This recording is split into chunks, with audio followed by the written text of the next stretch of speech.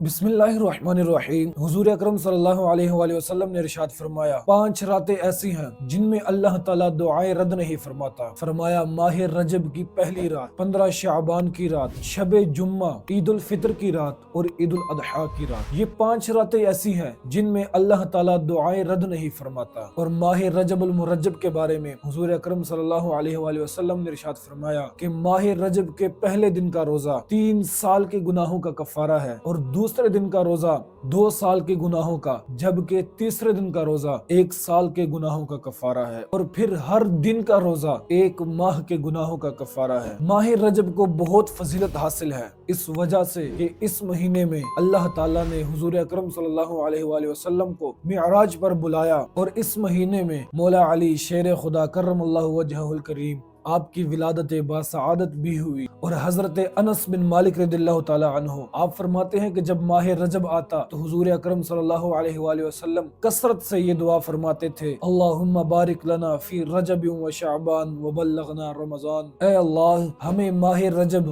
اور شعبان میں برکت عطا فرما اور ہمیں ماہ رمضان تک پہنچا۔